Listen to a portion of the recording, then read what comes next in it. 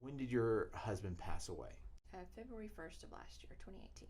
So about a year and a half ago. About a year and a half ago. And how long do you feel it took you to get to a point that you could really go, okay, I really start focusing on getting everything back in order?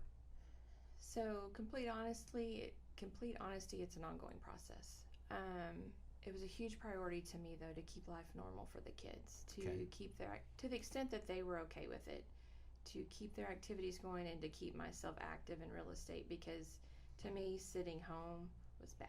It wasn't, it was hard.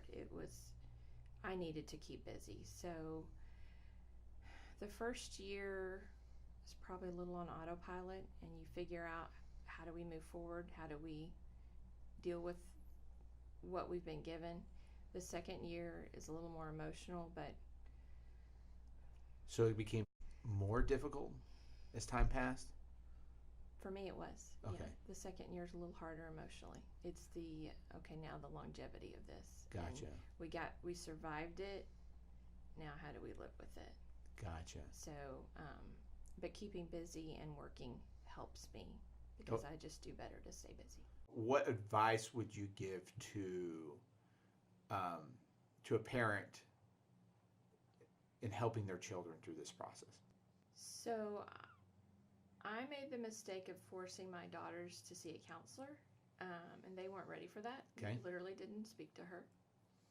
And so I think you have to know your kids and just watch them and talk to them and know that whatever they're feeling is okay, because it's just, grief is not step 1, step 2, step 3, and this is what it looks like. Yes. You have to let everybody goes through it differently, so you have to let them, and you have to watch them, and you have to let them know that however they're dealing with it, within reason, is okay, and just be mindful of what's going on in their lives, and give yourself grace and give your kids grace.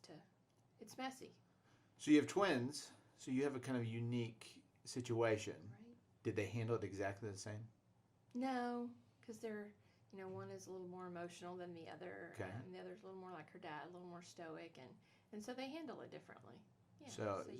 So everybody's different. Everybody Right. will handle that situation differently. Even identical twins. All right. If you were to give one piece of advice to, I just recently had a woman come in who just tragically lost her husband, was not expecting it at all, and you were to sit down in front of someone who just faced the situation, what would you tell them to do?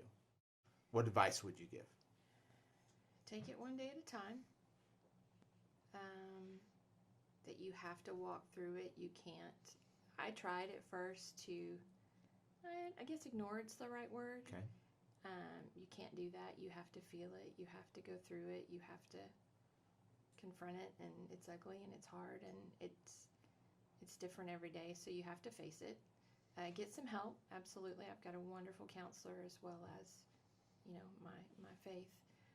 So get some help and rely on your family. People want to help. I found we've been so blessed. Like, I've seen that here in McKinney, just our family and our friends, so blessed with the outreach and the love that we have felt. And so people want to help you, and so let them help you. That's a hard thing to ask for help. Yeah, it is. And here's another big thing. Everybody says, and they mean it, please let me know how I can help you. And they mean it, right? I've said it. If you have a friend or someone that's lost, someone going through this, or a hard time, or they've had surgery, had a baby, whatever, just do it.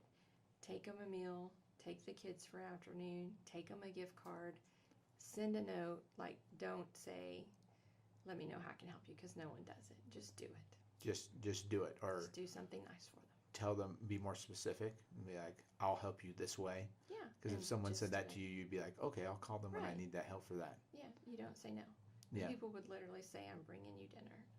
I'm not going to say no to that, but I'm never going to call them and say, will you bring me dinner? No. Yeah, that's true. Yeah, that's the hardest thing is, as a human being, we, even though we've had horrific things happen to us, we don't want to impose ourselves on other people. We don't want to become a burden to other people. Right. But when somebody else just takes the reins and just goes with it, then they really want to help. Yeah.